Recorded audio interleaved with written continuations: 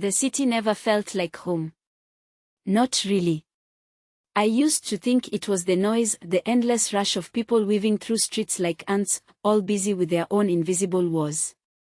But even on quiet mornings, when the sun stretched its fingers between brick buildings and painted golden lines on cracked sidewalks, I felt a hollow space inside that the city's familiar chaos couldn't fill. They told me home is where family is, but family, in my case, was a noisy apartment filled with echoes, stale conversations, and a loneliness that wrapped around me tighter than any embrace ever could. I remember sitting at the kitchen table last winter, the one with a chipped corner that my brother swore he'd fix someday, and watching my nephews play a video game on the couch. Their laughter echoed off the walls, but it didn't reach me. I was there, yes, but not present. I was a shadow among them, a quiet observer, someone who smiled at the right moments but never quite belonged. "It's not about the place, Mom," my sister said once, handing me a cup of lukewarm tea. "It's about the people."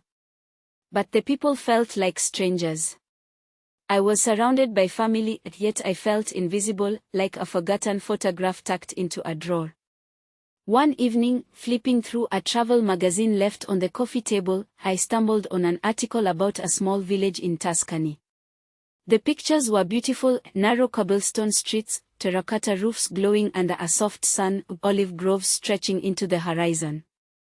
The story spoke of a place where time slowed, where neighbors still greeted each other with warmth, and life was measured in seasons, not meetings or deadlines.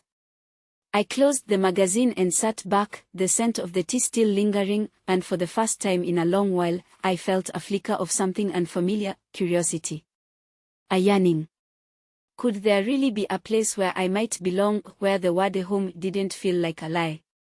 I thought about the phrase "home is where the family is." It was tossed around so casually, like a universal truth. But what if that's not the whole story? I thought of my childhood home, a small house in a quiet town, filled with laughter and arguments, love and mistakes. That house was home once, until it wasn't. The people changed, moved away, or drifted apart. Family, I realized, wasn't always a constant. Sometimes it was a memory, a ghost, a whispered word in a room that once held so much life. I began to question everything I'd accepted.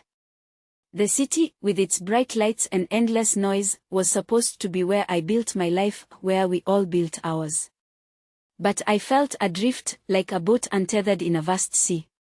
I wasn't just lonely, I was disconnected. Not just from others, but from myself. The idea of family as a physical place, the shared bloodline, felt increasingly hollow. I craved something different, the sense of belonging that went beyond genetics or geography. That night, I lay awake, the ceiling above me a dull gray, the hum of traffic seeping through closed windows. I thought of the village in Tuscany again, its quiet streets and simple life. The thought felt like a soft whisper, a secret calling me away from all I knew. I realized I was restless in a way I hadn't admitted, even to myself. I wasn't just tired of the city, I was tired of the roles I played, the expectations I carried. Daughter. Sister. Aunt. None of these names felt enough. I wanted to find a place that didn't demand I fit into a mold I'd outgrown. The next day, I searched online for more about the village. Stories from people who had left behind busy lives to start anew in places like this. I read about mornings spent in cafes with strangers who became friends, about markets where fresh bread and ripe tomatoes were the currency of kindness. I found blogs written by women who had dared to choose themselves, who had found freedom in small towns that felt like big huts. It wasn't just a fantasy anymore, it was a possibility. I shared these thoughts with no one. My family was tangled up in their own lives, their own problems and celebrations. I didn't want to burden them with my restlessness. Besides, what would they say? "You have everything you need here," my sister might say, or "We are your family, you're not alone." But alone or not, I felt unmoored. I was looking for a place to plant roots that felt real, something that didn't come with the weight of unspoken expectations or fractured memories. That evening, I took a walk through the neighborhood park. The trees were bare, their branches like delicate fingers against the darkening sky. A few joggers passed me by, nodding politely but not stopping.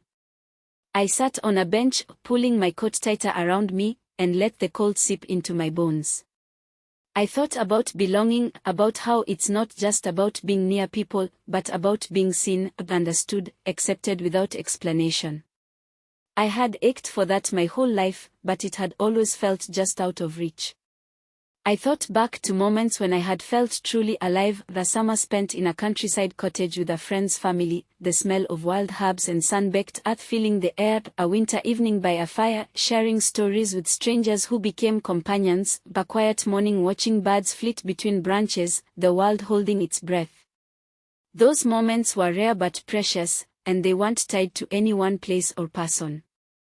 As I sat there, I realized that what I wanted wasn't necessarily a place or a family. It was a feeling, the quiet certainty that I belonged somewhere, that my presence mattered. I wanted a home that didn't require me to shrink or pretend, a place where I could be both lost and found. The village in Tuscany was a symbol, a beacon, something I could reach for when the city felt too heavy, too hollow. I didn't know if I would ever go there. The thought both terrified and exhilarated me. What would it mean to leave behind everything familiar? To step into a life where I was unknown and unmoored? But the restlessness inside me was a call I could no longer ignore. It whispered that maybe, just maybe, home wasn't where the family was, but where the heart was free to be itself. That night, I finally let myself dream. Not of a perfect life, but of a life that felt like mine. A life where I wasn't just a shadow on the edge of family gatherings, but a person with a story worth telling. I didn't have answers, only questions, raw, urgent questions about belonging, love, and the spaces between people. But for the first time in a long time, those questions didn't feel like burdens. They felt like beginnings. And so I waited, not for a sign or a permission, but for the courage to seek what I had lost, or perhaps, what I had never truly found. The city hummed around me, indifferent and relentless, but inside, a quiet revolution was stirring. I was ready to listen.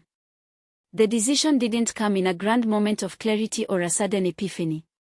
It was a slow unraveling of restlessness, a quiet resolve that grew with each restless night and each morning spent staring out at the city's grey skyline. I found myself sketching plans on napkins, bookmarking articles about life in the Tuscan village, and daydreaming of narrow streets bathed in warm sunlight instead of the cold concrete outside my window. One afternoon, I stood in front of my closet, pulling out clothes I hadn't worn in years. A faded linen dress, soft and worn at the edges, a pair of sturdy boots perfect for wandering unknown paths, a wide-brimmed hat that had been my mother's. Packing felt strange, light but heavy at the same time. I folded each piece carefully, as though by doing so I could fold away the doubts, the fears, and the expectations that had clung to me for so long. I told no one what I was doing. Not my family, not my friends. The words felt too fragile, too vulnerable to share. I imagined their reactions, the worry, the disbelief, the insistence that I was throwing everything away. But this wasn't about throwing anything away.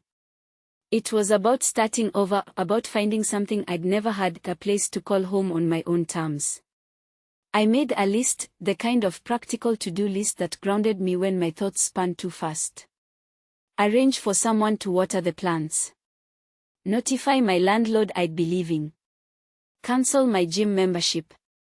Pack essentials, passport, a few books, my journal, and a camera to capture moments I wasn't sure I'd ever share. The list was a way to tame the chaos inside, to make the impossible seem possible.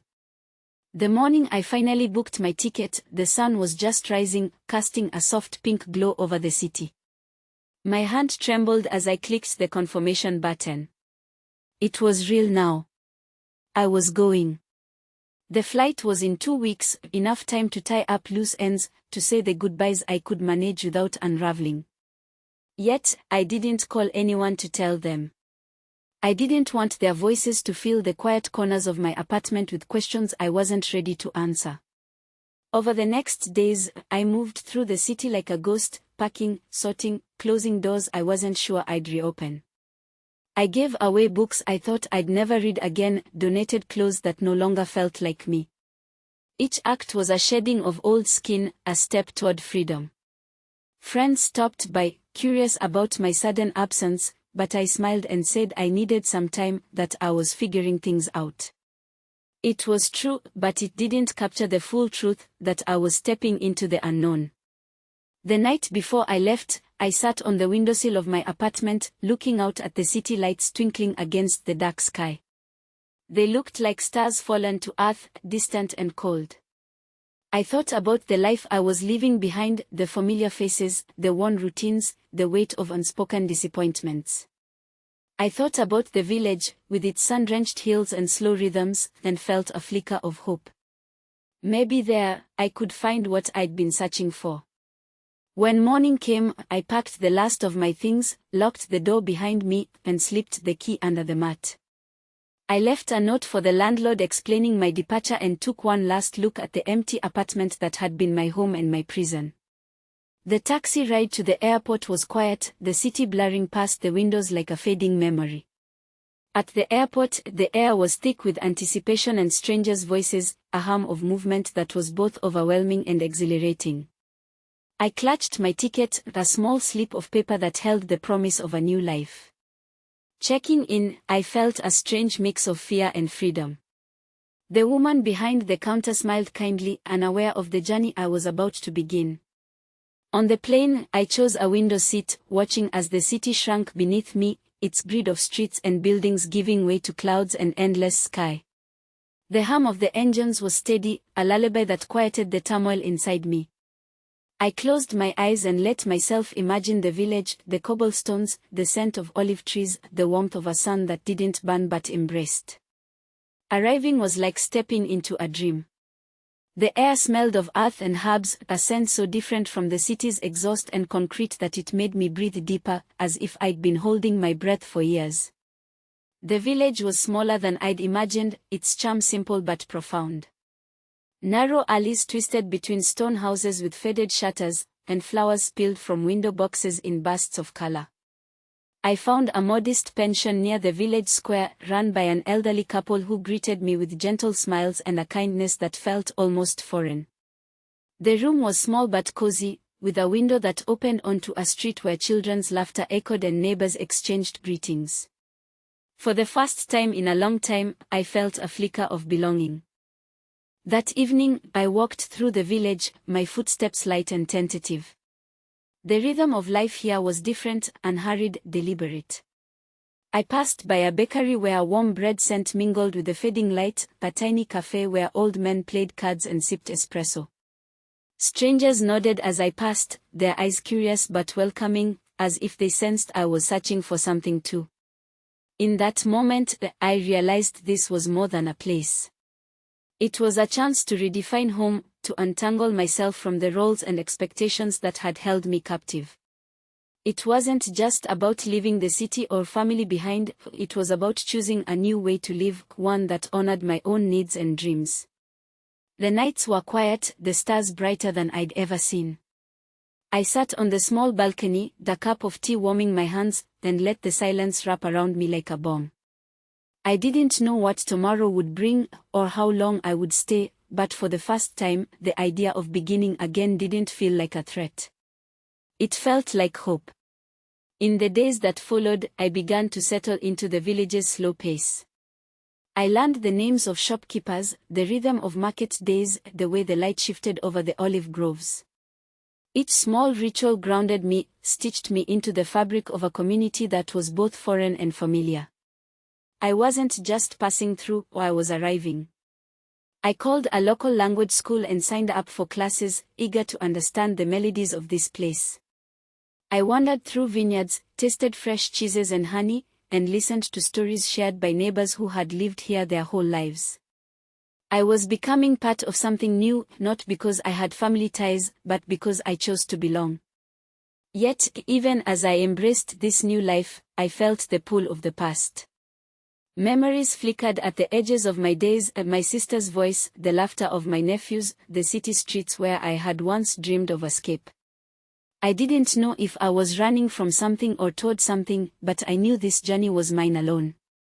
The village was not just a place on a map, it was a declaration of freedom, a commitment to finding peace within myself. I realized that living wasn't about abandoning family or responsibilities, or it was about honoring the parts of me that had been silenced for too long. It was about stepping off the path laid out for me and carving my own. The journey was just beginning, and with each sunrise over the Tuscany hills, I felt a little more whole.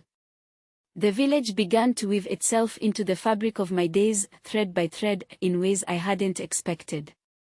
At first, it was small gestures, a nod from the grocer as he wrapped my bread, a smile from the woman at the market who handed me a bunch of fresh basil without charge, the neighbor who called out a cheerful buongiorno as I passed by. These moments, simple and unassuming, slowly chipped away at the walls I had built around myself. One afternoon, as I lingered in the piazza watching children chase each other beneath the ancient olive tree, an elderly man approached me. He introduced himself as Paolo, a retired schoolteacher with eyes like faded denim and a laugh that crinkled the corners of his face. We fell into conversation easily, the kind of dialogue that meanders without urgency, stories of village life, memories of youth, shared silences that felt as meaningful as words. Paolo invited me to join a weekly gathering at the local community center, where villagers met to cook, share music, and exchange stories. I hesitated, unsure if I truly belonged, but something in his kindness made the offer feel like an opening rather than an intrusion. When I arrived that evening, the room buzzed with warmth, the aroma of simmering tomato sauce, the clatter of pots, and the hum of laughter knitting strangers into a temporary family. As I chopped garlic and stirred risotto alongside women who had lived here their entire lives, I felt an unfamiliar sense of ease. Their stories unfolded like the rolling hills outside, rich, layered, and rooted in the soil. They spoke of harvest festivals, of neighbors helping neighbors through hard winters, of traditions passed down like treasured heirlooms. I listened, absorbing the rhythms of their lives, and in turn, shared fragments of my own story, a city girl seeking refuge, a restless heart yearning for belonging. Days slipped into weeks, and the village's daily cadence became my new rhythm. Mornings were for wandering through the market stalls, selecting ripe tomatoes and fragrant herbs. Afternoons were spent exploring olive groves, their silvery leaves whispering secrets carried on the breeze. Evenings found me beneath a sky so vast and star-studded it seemed to swallow the world whole, the quiet only broken by the distant call of a night bird. I began to notice the healing power of this place, how the earth's steady pulse soothed the ache inside me, how the simplicity of village life unraveled the knots of anxiety I'd carried for years. There was a grounding in the routine, the daily ritual of greeting neighbors, the unhurried pace of meals shared without clocks or calendars. Here, time seemed to expand, allowing space for reflection, connection, and growth. One afternoon, while helping Paolo tend a small vegetable garden behind his home, I realized how much I had changed. The nervous tension that had clung to me like a second skin was loosening. My hands, once stiff and uncertain, moved with purpose among the rows of lettuce and tomatoes. The soil, warm and rich, felt like a promise beneath my fingers, a connection to something enduring and real. The friendships I forged were unlike any I had known. These were not ties bound by blood or obligation, but chosen connections nurtured by shared experiences and mutual care. Elena, the baker's wife, became a companion on morning walks, her laughter ringing as freely as the church bells. Marco, a young olive farmer, taught me the names of wildflowers and the art of patience. Together, they showed me that family could be built on kindness, trust, and presence. I found joy in the village's simple pleasures, the taste of freshly baked bread still warm from the oven, the way sunlight filtered through grapevines, casting dappled shadows on stone walls, the music of children's footsteps echoing down narrow lanes. Each moment was a thread in a tapestry I was slowly weaving, the tapestry that wrapped around my heart with gentle insistence. The cultural richness of the village seeped into me. Festivals celebrated the changing seasons with feasts that spilled into the streets, where music and dance erased the lines between strangers and friends. I learned to savor the slow unfolding of communal life, where every gesture carried meaning and every face held a story. In this shared existence, I found a sense of belonging that was both grounding and liberating. Language classes became a gateway to deeper connection. As I stumbled over unfamiliar words, villagers smiled patiently, correcting gently, and encouraging eagerly. The frustration of mispronunciations gave way to triumphs the moment I ordered coffee without hesitation or understood a joke told in rapid Italian. Each step toward fluency was a step toward integration, a step toward claiming this place as my own. One evening, sitting by the fire at a neighbor's home, I listened to tales of resilience, how the village had weathered wars, floods, and the slow march of time. These stories, told with both sorrow and pride, were a reminder that belonging was not static but forged through shared trials and triumphs. I realized that my own journey echoed theirs, a search for roots in shifting ground. Nature became a companion in my transformation. I walked through vineyards heavy with grapes, the scent of earth and fruit mingling in the air. I rested beneath ancient olive trees, their gnarled branches holding the wisdom of centuries. The hills, painted gold by the sun, taught me patience and acceptance. In their quiet presence, I learned to listen to the stillness within myself. The village was changing me in ways I hadn't anticipated. I no longer measured my worth by the approval of distant family or the noise of the city. Instead, I found value in simple acts, sharing a meal, tending a garden, offering a smile to a passerby. These small connections, woven together, created a new kind of family, one built on acceptance and authenticity. With each passing day, I felt the invisible threads of loneliness unraveling, replaced by a tapestry of belonging. I was no longer an outsider looking in but a part of a living, breathing community.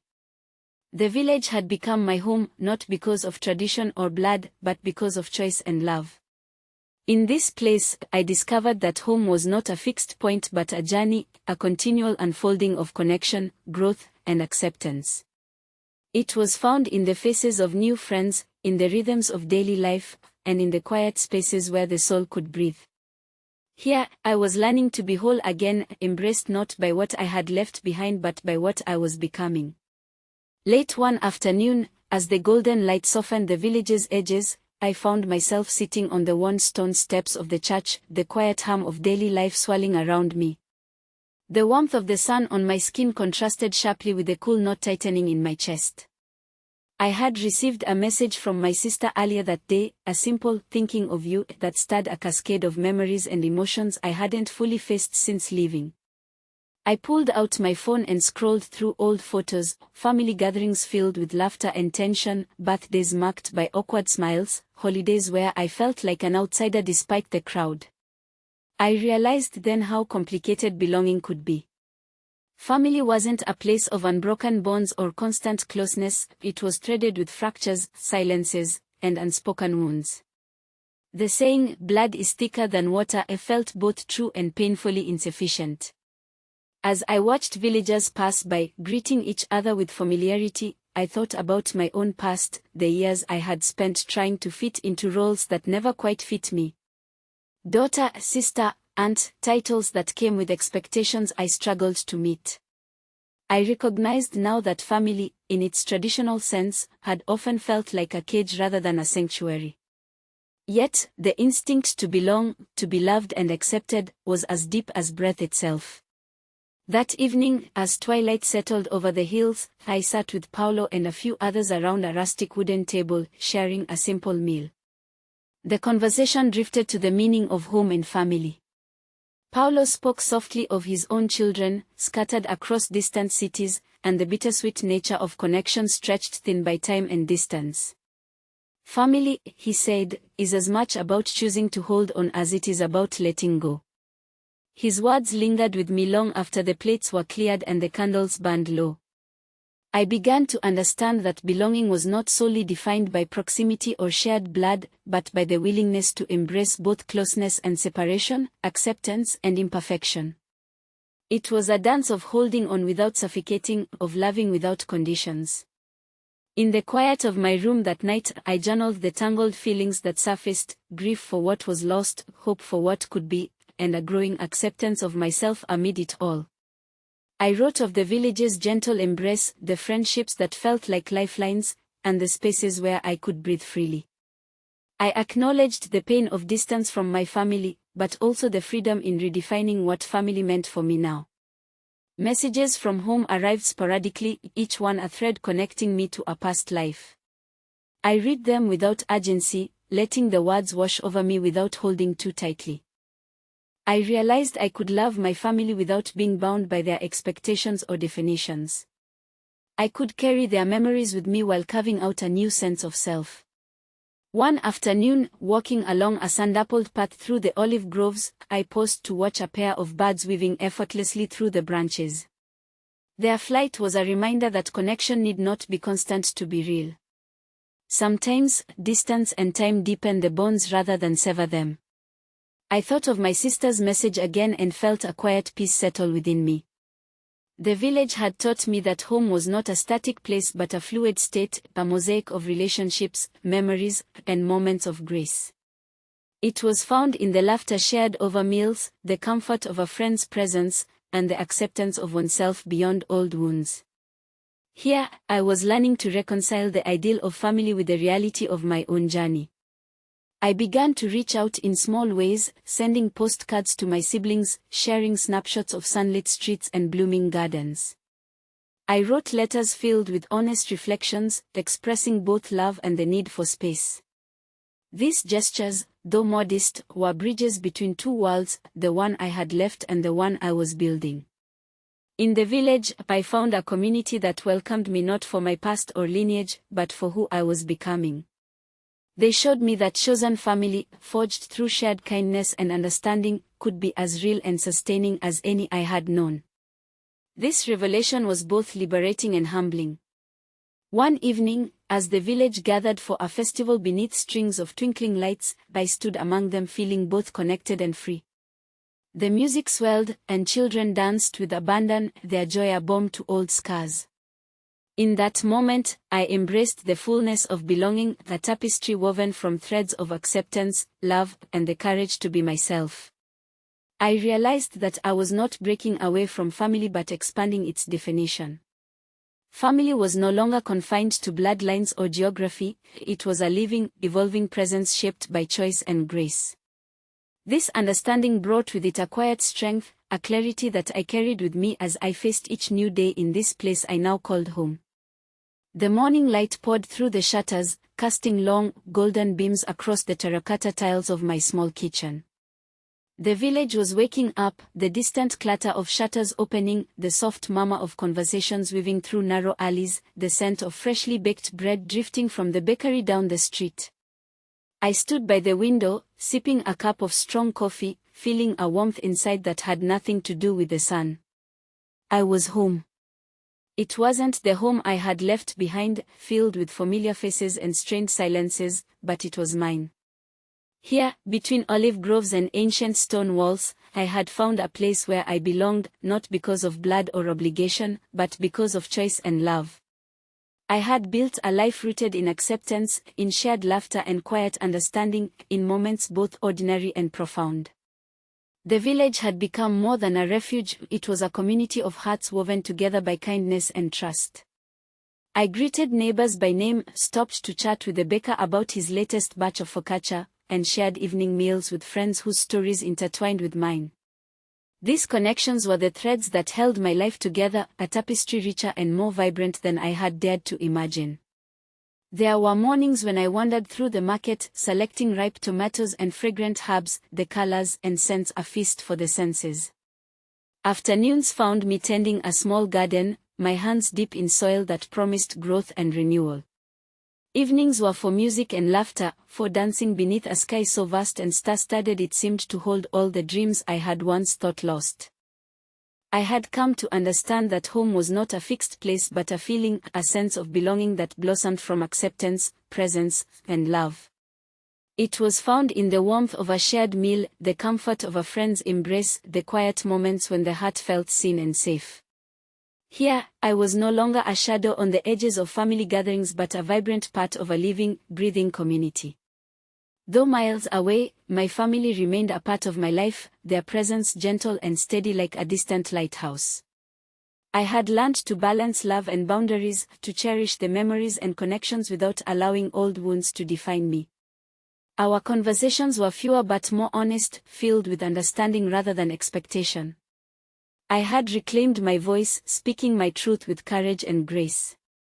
One afternoon, as I walked along the sun-dappled path winding through the olive groves, I felt a profound gratitude settle within me.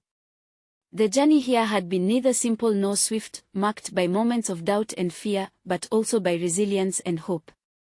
I had left behind the weight of unspoken expectations and found freedom in defining my own story.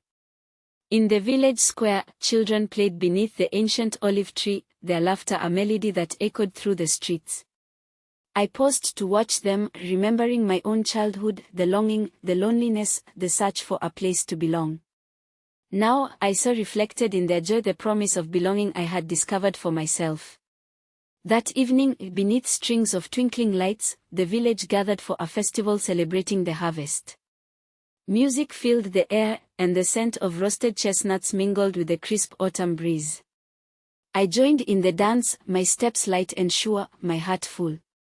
Around me were faces both familiar and new, a chosen family bound not by blood but by shared life and love. I thought of the lists I had once made, of things I had learned and things I would no longer apologize for. I had learned that courage was not the absence of fear but the willingness to move forward despite it. That belonging was not about perfection but authenticity. That home was not where others said it should be but where the heart found peace. I had learned to say no without guilt, to ask for what I needed, to embrace my dreams without hesitation. I had learned that age was not a barrier but a gift, that it was never too late to seek joy and connection. Most importantly, I had learned to love myself, flaws, scars, and all. As the festival lights twinkled around me, I felt a quiet certainty settle in my bones. I was ready to continue this journey, to face whatever came with openness and strength. I was no longer waiting for permission or acceptance. I was claiming my life, my joy, my voice. The village was my home now, a place of belonging I had chosen and nurtured. It was a home built on love, for the land, for the people, and for myself. And as the music swelled and the night embraced us, I knew that this was only the beginning.